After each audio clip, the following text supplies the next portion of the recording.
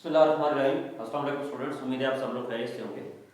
आज के इस वीडियो लेक्चर में हमने बात करनी है कॉम्पिटिटिव एग्जाम्स में जो ज़्यादातर टॉपिक्स पूछे जाते हैं, चाहे बीपीएससी हो गया, चाहे एफपीएससी हो गया, चाहे स्कूल के टेस्ट हो गए, एनटीएस हो गया, कॉलेजेस में बहुत ज़्यादा ये जितने भी कॉम्पिटिटिव एग्जाम्स होते हैं उनमें उन टॉपिक्स को ज़्यादा पूछा जाता है।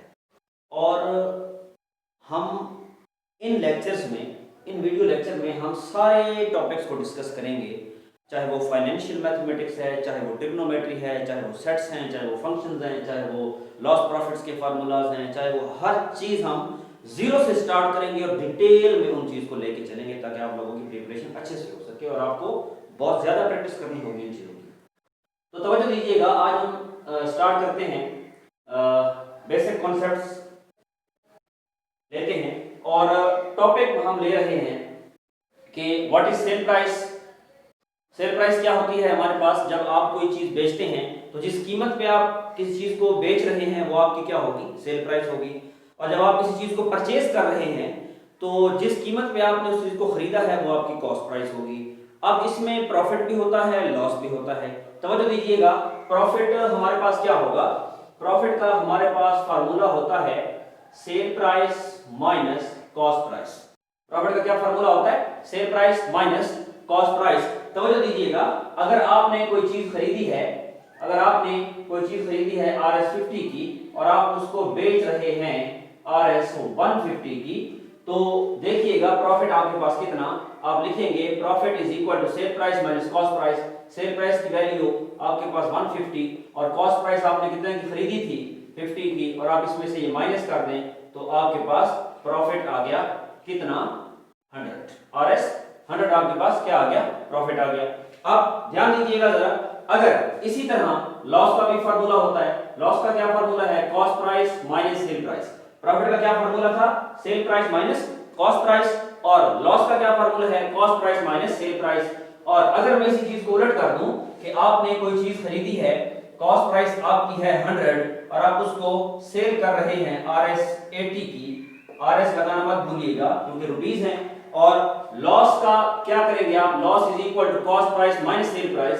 कॉस्ट प्राइस की वैल्यू हमारे पास कितनी? हमने 100 की खरीदी और हम 80 रुपीस की उसको सेल कर रहे हैं, तो लॉस हमारे पास आ गया कितना? 20। तो ये लॉस का फार्मूला है हमारे पास cost price minus sale price. इसी तरह आपके पास एक मार्क प्राइस भी होती है। जहां आपके पास सेल प्राइस होती है, जहां आपके पास कॉस्ट प्राइस होती है, उसी तरह आपके पास एक मार्क प्राइस भी होती है।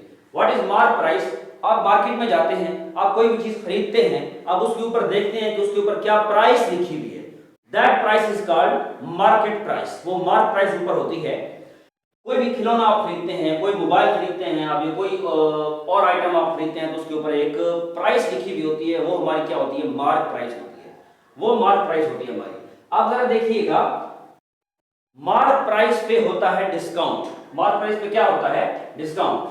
अगर किसी चीज पे मार्क प्राइस लिखी हुई है 100 और शॉपकीपर जो है आपको वो सेल कर रहा है कितने में? 80 में सेल कर रहा है। इट मींस कि आपको डिस्काउंट कितना मिला? तो जी डिस्काउंट का फार्मूला होता है mark price minus sale price. Mark price minus sale price. तो डिस्काउंट का फार्मूला हमारे पास हो गया, मार्क प्राइस कितनी थी? 100 माइनस सेल प्राइस कितनी है? 80। खिलौने पे कीमत लिखी गई कितनी है? खिलौना है या कोई ऑब्जेक्ट है या कोई आइटम है, उसके पास उसके ऊपर कितनी कीमत लिखी गई है? 100। जबकि शॉपकीपर कितने में सेल कर रहा है? 80 में। इट मींस कि आपको उसने कितना डिस्काउंट दिया?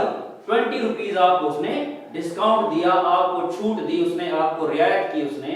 कितनी? RS20 की। अब जरा आइए इनकी परसेंटेजेस निकालते हैं कि प्रॉफिट परसेंटेज का क्या फार्मूला होता है, लॉस परसेंटेज का क्या फार्मूला होता है, डिस्काउंट परसेंट का क्या फार्मूला है, और फर्दर इन टॉपिक्स को मजीद डिस्कस करते हैं।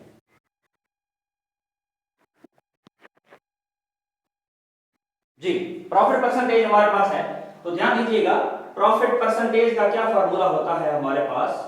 प्रॉफिट परसेंट का हमारे पास फार्मूला होता है students, profit by cost price multiply by 100। Profit जो आपका प्रॉफिट है बाय कॉस्ट प्राइस जो आपकी कीमत खरीद है, मल्टीप्लाई में क्या कर दें? 100 कर दें। फॉर एग्जांपल अगर मैं आपसे कहूं आपने चीज को कॉस्ट प्राइस आपकी है कॉस्ट प्राइस आपकी 100 है और सेल प्राइस आपकी 150 है, आप क्या करें, इसका प्रॉफिट भी फाइंड करें और प्रॉफिट परसेंट भी फाइंड करें। तो क्या होगा, जरा ध्यान दीजिएगा। प्रॉफिट का क्या फार्मूला था, पहले हमारे पास प्रॉफिट आएगा तो प्रॉफिट परसेंटेज निकालेंगे ना। तो प्रॉफिट हमारे पास क्या फार्मूला है, प्रॉफिट का हमारे पास फार्मूला था cell price minus cost price. Sale price हमारे पास कितनी आ गई 150, कॉस्ट प्राइस हमारे पास कितनी आ गई 100, प्रॉफिट हमारे पास कितना आ गया RS 50, हमारे पास क्या आ गया प्रॉफिट आ गया। जब प्रॉफिट हमारे पास आ गया तो हम प्रॉफिट परसेंटेज निकाल सकते हैं कि हमें कितने फीसद मुनाफा हुआ। तो प्रॉफिट परसेंट का क्या फार्मूला है, profit by cost price multiply 100। Profit हमारे पास कितना आया 50 बाय कॉस्ट प्राइस हमारे पास कितनी है 100 मल्टीप्लाई बाय ये 100 आ गया। तो 100 से 100 क्या हो गया कैंसिल। तो हमारे पास जो हमें प्रॉफिट हुआ वो कितना हुआ 50% हमें प्रॉफिट हुआ। 50% हमें क्या हो गया प्रॉफिट हो गया।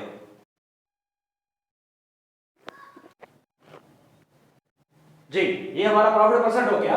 अब अगर हमारे पास पूछे कि लॉस परसेंट क्या होता है, तो ये प्रॉफिट परसेंट फाइंड करना था तो ऊपर प्रॉफिट था, अब लॉस परसेंट फाइंड करना है तो बिल्कुल ऊपर क्या होगा लॉस होगा bye cost price multiply 100।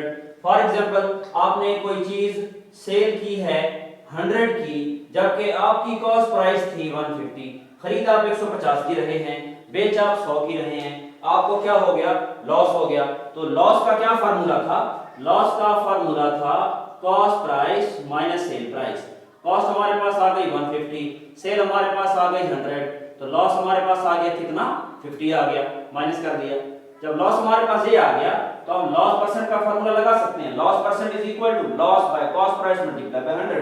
Loss ऊपर है तो लॉस हमारे पास कितना आ गया 50 बाय कॉस्ट प्राइस हमारे पास कितनी है 150, कॉस्ट प्राइस हमारे पास कितनी है 150 by multiply by 100।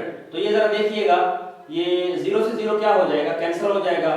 550 multiply by 10 करेंगे तो ये क्या आएगा 500 बाय 15, आप इसको डिवाइड कर सकते हैं और ये 500 आ गया बाय 15, 5 10 जा 50, ये 100 टाइम और 5 3 जा 15, तो 100 डिवाइडिंग बाय 3 करें तो ये आपका आ जाएगा 3 3 जा 9, ये 10 बन गया, फिर 3 3 जा 9, तो 33.33% आपको क्या हो गया लॉस हो गया स्टूडेंट्स।